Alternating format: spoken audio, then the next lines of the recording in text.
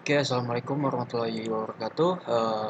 Kenalkan, Mas Ervan Musliwanjaya. Di sini saya akan presentasikan ya, menjelaskan gitu, modul 8.1 mata kuliah jaringan komputer. Oke, langsung saja. Di sini yang pertama ada network layer ya. Eh, jadi tugas utama dari network layer itu sendiri itu sederhana ya. Yang pertama yaitu mengirimkan data dari satu titik ke titik yang lain itu di internet gitu kan. Ya, untuk melakukan itu dia butuh yang namanya IP encapsulation ya, IP encapsulation. Nah, ya. Nah, bayangkan gitu kan, semisal kita nulis surat gitu kan, suratnya itu segmen dari TCP gitu kan. Jadi nggak mungkin gitu kan dikirim polosan gitu kan. Itu harus dimasukkan ke dalam amplop gitu. Misalnya. Nah, amplop inilah yang disebut dengan IP paket gitu.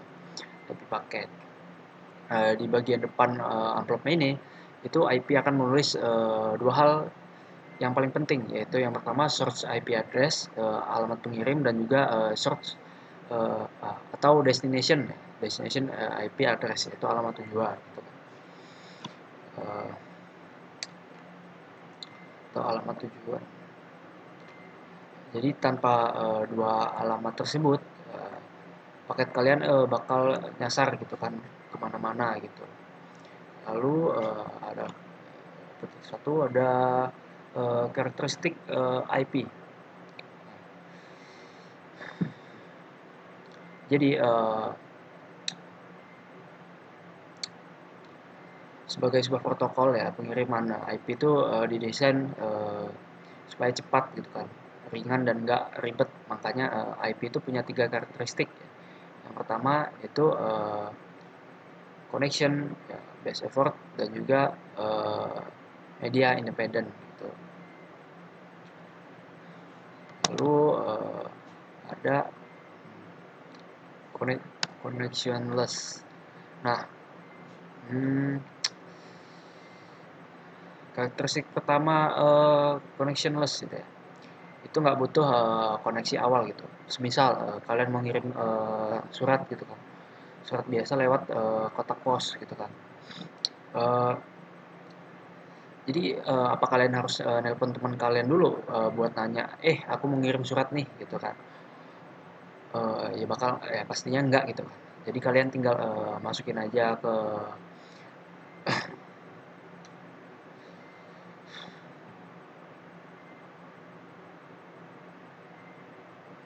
jadi kalian tinggal masukin aja ke kotak suratnya gitu kan. Dan selesai gitu kan. Nah, IP juga gitu ya. Dia langsung kirim paket datanya ke alamat tujuan tanpa basa-basi atau bikin janji temu dulu gitu. Dengan komputer penerima cepat dan praktis gitu. Lalu ada base effort. Jadi semisal nih ada kurir yang kepanasan bawa paket gitu, tapi ada salah satu paket yang jatuh di jalan gitu. Nah, IP ini kurir yang rajin gitu kan, kalau bisa dianggap gitu kan. Dia bakal berusaha semaksimal mungkin gitu kan buat nganterin paket kalian gitu. Tapi gitu dia nggak kasih garansi 100% paketnya bakal sampai gitu dengan selamat. Dia nggak sedia resi pelacakan gitu kan. Dan kalau paketnya hilang atau rusak di tengah jalan, si IP ini tuh nggak ngirim ulang gitu. Kok bisa gitu kan? Nah, itu kita tenang aja gitu karena tugas ngirim ulang itu kalau ada yang hilang itu adalah tugasnya protokol TCP gitu kan yang ada di lapisan atasnya gitu.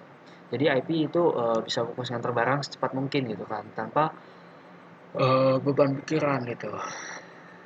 Lalu ada media independen. Nah,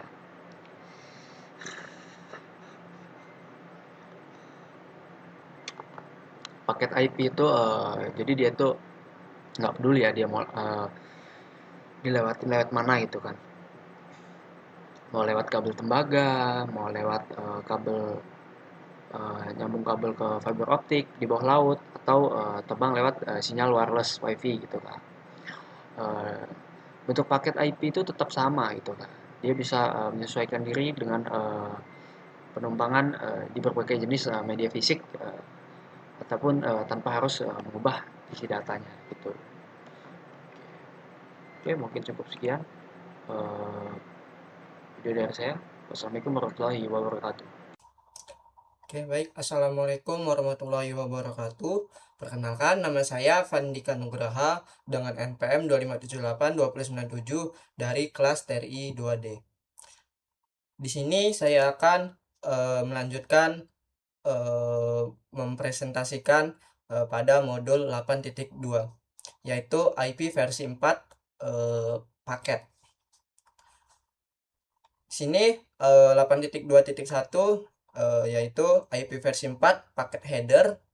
Nah, IP versi 4 Internet Protocol version 4 itu adalah protokol komunikasi utama yang bekerja pada layer 3 atau bisa dibilang network layer. Itu dalam model OSI. Agar data bisa sampai ke tujuan dengan aman dan akurat gitu. Data tersebut dibungkus dengan informasi pengontrol yang disebut header. Fungsi utama header ini bertindak seperti skrip alamat pada amplop surat, memastikan paket data dapat merute dan terkirim melewati berbagai router hingga mencapai perangkat tujuan akhir. Dan struktur di dalam header. Nah, ini terdiri dari kumpulan kolom field khusus yang berisi nilai angka biner. Nilai biner inilah yang dibaca dan diperiksa oleh perangkat jaringan seperti router di sepanjang perjalanan paket. Nah, di sini 8.2.2 ini IP versi 4 paket header, yaitu fieldnya. Nah, field ini gambar ini menunjukkan visualisasi terstruktur anatomi dari header IP versi 4. Dia setebal 20 bits minimum ya, minimum. Diagram ini dibaca dari kiri ke kanan ya, dari kiri ke kanan, dan dari atas ke bawah. Nilai biner di setiap kolom field itu berfungsi untuk mengidentifikasi pengaturan paketnya. Di dalam kolom dalam header ini paket IP versi 4, fungsi dari setiap kolom penting yang ada pada gambar ini itu version, ada version. Nah, version ini menentukan versi IP yang digunakan untuk IP versi 4. Nilai binernya itu adalah 0100 atau angka 4 ya. Dan IHL, Internet Header Length. Nah, ini untuk berfungsi mengidentifikasi ukuran total dari header paket itu sendiri. Dan ada DS. Di DS ini kolom untuk menentukan prioritas paket atau kualitas layanan. Di dalamnya terdapat sub kolom ya, DSCP dan ECN untuk manajemen antrean data dan deteksi kongestinya. Dan ada total length. Total length ini atau panjang total ini berfungsi untuk ukuran keseluruhan paketnya, termasuk header dan data pilotnya. Dan ada flag. Nah, flag ini dia yang artinya bendera ya. Nah, flag ini 3 kolom yang bekerja sama untuk memotong atau bisa dibilang fragmentasi dan menyusun kembali paket jika ukurannya terlalu besar saat melewati jalur jaringan tertentu. Lalu di sini ada time to time to live atau TTL. Ini berfungsi untuk batas umur paketnya. Dia seperti berupa hitungan hop, count. Nah, jika nilai habisnya menjadi 0, itu paket akan dibuang agar tidak berputar selamanya di jaringan gitu. Lalu ada protokol. Nah, protokol ini digunakan untuk memeriksa apakah terjadi kerusakan atau error pada header selama proses itu pengiriman. Dan ada source IP address. Nah, source IP address atau alamat IP sumber ini alamat IP 32 bit milik perangkat si pengirim paketnya. Dan ada destination IP address atau alamat IP tujuannya. Nah, ini alamat IP 32 bit si milik perangkat penerima paketnya.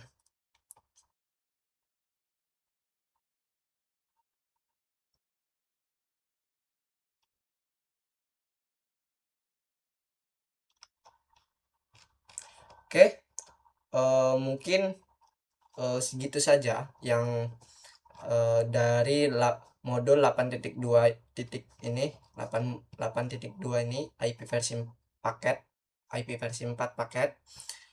Oke, cukup sampai di sini saja penjelasan modul ini. Saya akhiri, saya tutup. Wassalamualaikum warahmatullahi wabarakatuh. Terima kasih. Oke, Assalamualaikum warahmatullahi wabarakatuh. Saya akan presentasi chapter 8 di modul 8.3, paket IPv6.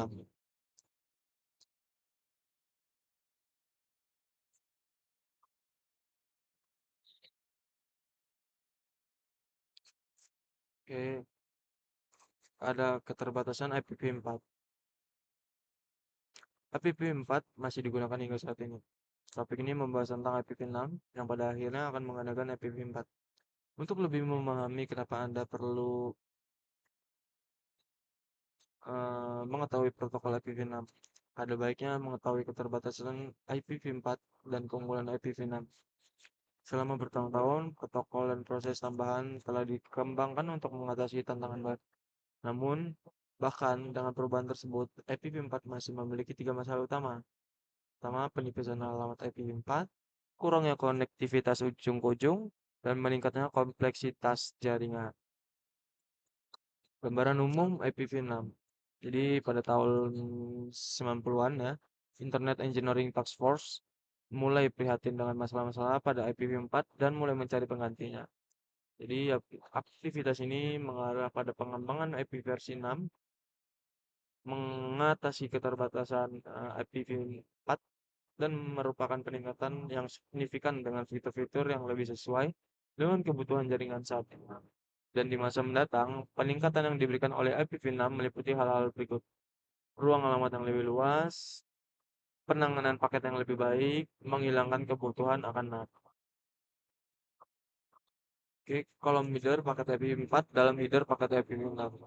Salah satu peningkatan desain utama IPv6 dibandingkan IPv4 adalah penyederhanaan header IPv6. Sebagai contoh, header IPv4 terdiri dari header yang panjang variabel 20 oktet hingga 60 byte jika bidang opsi digunakan, dan 12 bidang header dasar, tidak termasuk bidang opsi dan bidang padding. Oke, kemudian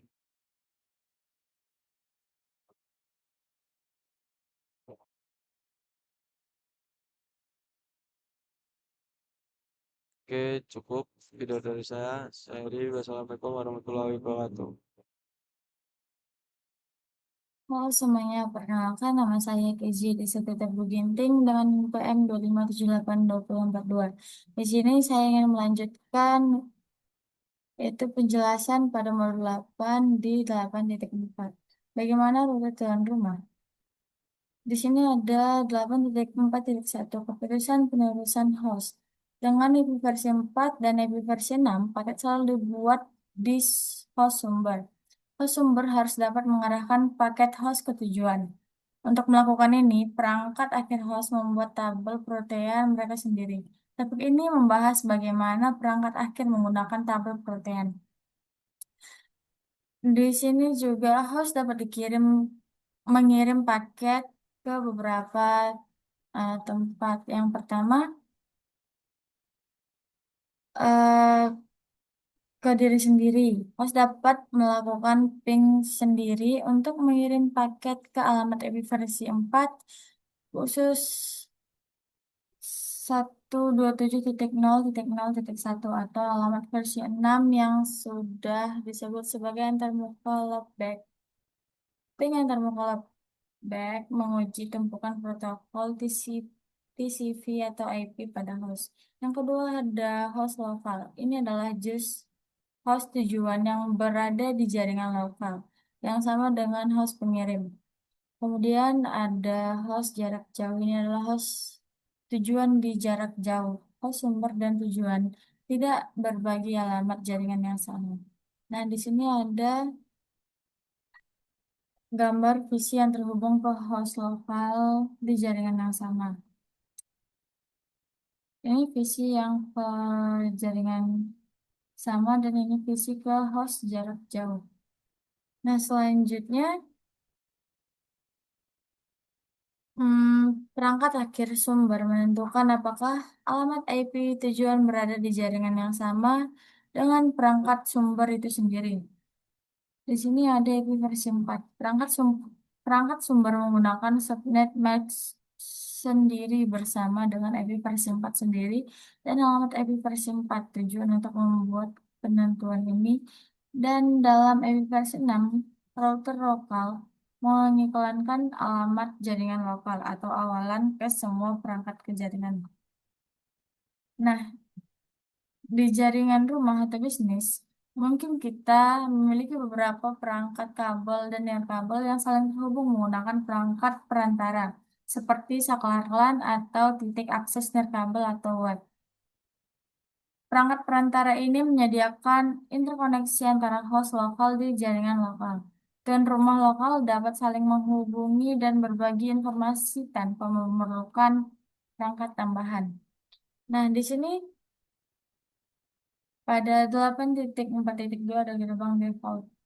Itu perangkat jaringan atau router atau saklar layer 3 yang dapat menargetkan lalu lintas ke jaringan lain.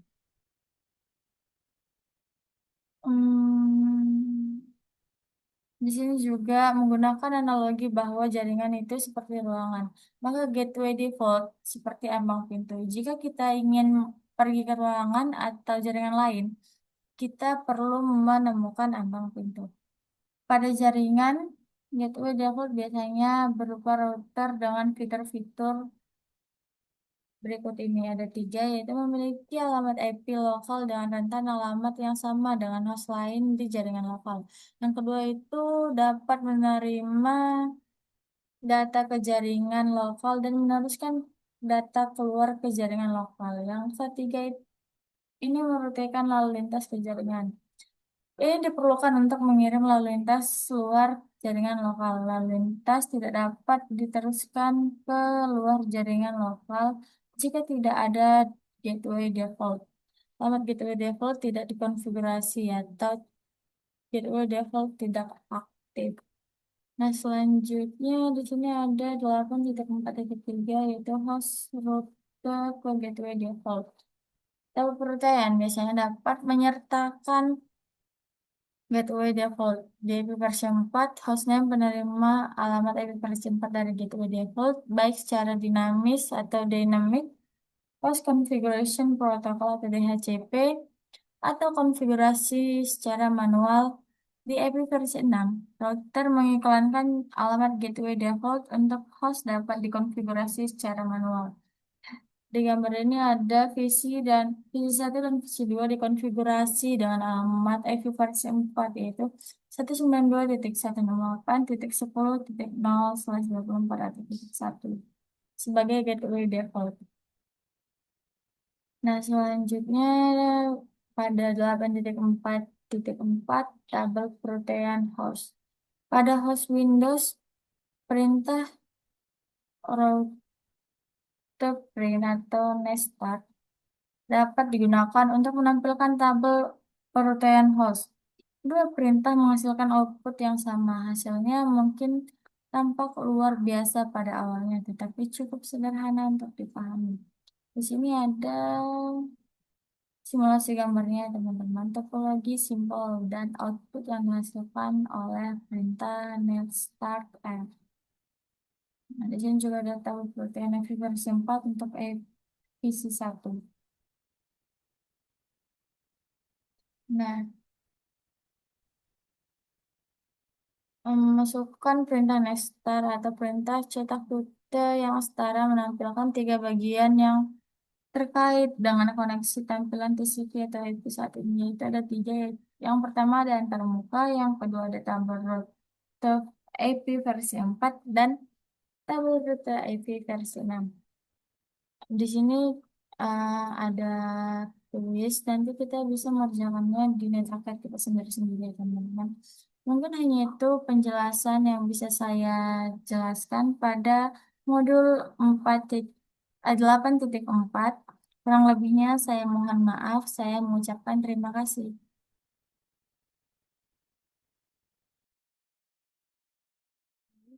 Saya akan menjelaskan 8.5, yaitu kita akan introducing code, atau kita akan convert. Di sini tuh ada router packet forwarding decision, yang dimana topik sebelumnya itu kita membahas pada perutuan host, yang sebagian besar juga URL router yang merupakan perangkat perantara router juga beserta di routeran. Nah, apa yang terjadi ketika paket tiba di interface root? Nah, router itu akan memeriksa alamat tujuan IP tujuan paket dan mencari tabel perutuhannya untuk menentukan kemana harus meneruskan paket. Nah, tabel perutuhan itu berisi di daftar semua alamat jaringan yang diketahui dan tempat meneruskan paketnya. Nah, entry ini dikenal sebagai entry root atau router. Nah, router juga akan meneruskan paket menggunakan entry root pencacaran yang terbaik. Nah, selanjutnya ada IP routing table. Nah, tabel perutuhan ini berisi entry jaringan yang mencantumkan semua kemungkinan tujuan jaringan yang diketahuinya. Nah, tabel perutuhan ini menyimpan 3 jenis rute, yaitu jaringan yang terhubung langsung, dan jaringan jarak jauh, dan default route. Nah, ini lalu ada static perutuhan statis ya. Nah, rute statis adalah entry rute yang dikonfigurasi secara manual. Nah, gambar ini merupakan contoh router statis yang dikonfigurasi secara manual pada router 1. Nah, rute statis itu mencakup alamat jaringan jarak jauh dan alamat IP router lompatan berikutnya. Jika ada perubahan di topologi jaringan, tentu saja tidak diperbarui secara otomatis dan harus dikonfigurasi ulang secara manual. Misalnya pada gambar router 1, yang dimana dia tuh memiliki rute statis untuk mencapai jaringan 10.1.1. Nah, melalui R2. Nah, jika jalur yang lagi tersedia, R1 itu perlu dikonfigurasi ulang dengan rute statis baru jaringan 10.1 melalui R3. Nah, tipe 3 itu perlu memiliki entry root dalam tabel perutuhannya untuk mengirim paket jika tujuannya itu untuk 10.1. Nah, lalu ada dynamic routing, perutuhan dinamis. Nah, protokol perutuhan dinamis ini yang memungkinkan router untuk secara otomatis mempelajari tentang jaringan jarak jauh, termasuk rute default dari router lain, router yang menggunakan protokol, routeran dinamis secara otomatis, berbagai informasi, kebutuhan dengan router lain, dan mengkompensasi perubahan topologi, apapun tanpa melibatkan administrator jaringan jika ada perubahan dalam topologi jaringan. Nah, router ini juga membagikan informasi menggunakan protokol perutuhan dinamis yang secara otomatis memperbarui perutuhan mereka. Nah, lalu di sini ada Nah, di sini kita ada introducing ke IP core. Nah, perhatikan pada gambar router 2. Nah, dia itu terhubung ke internet. Karena itu administrasi mengkonfigurasi S1 dengan status default yang mengirim paket ke R2. Ketika tidak ada entry khusus dalam tabel perutuhan yang cocok dengan alamat IP tujuan, R1 dan R2 itu juga menggunakan perutuhan OSPF untuk mengiklankan jaringan yang terhubung langsung. Show IP ini dia tuh untuk perintah mode exit yang diistimewakan itu tuh untuk show IP untuk melihat tabel perutuhan IPv4 pada router Cisco IOS. Contohnya dia akan menunjukkan tabel perutuhan IPv4 router 1 di awal setiap entry perutuhan adalah kode yang digunakan untuk mengidentifikasi jenis router atau bagaimana router itu dipelajari. Nah, sumber umumnya tuh memiliki kode yaitu L sebagai alamat IP antarmuka yang terhubung langsung, C sebagai jaringan yang terhubung langsung, dan S itu router status dikonfigurasi secara manual oleh administrator. Lalu ada OSPF dan D itu AirGuard. Sepertinya cukup untuk penjelasan dari modul 8. Di sini kami akhiri, maaf jika ada salah kata, kami akhiri. Assalamualaikum warahmatullahi wabarakatuh.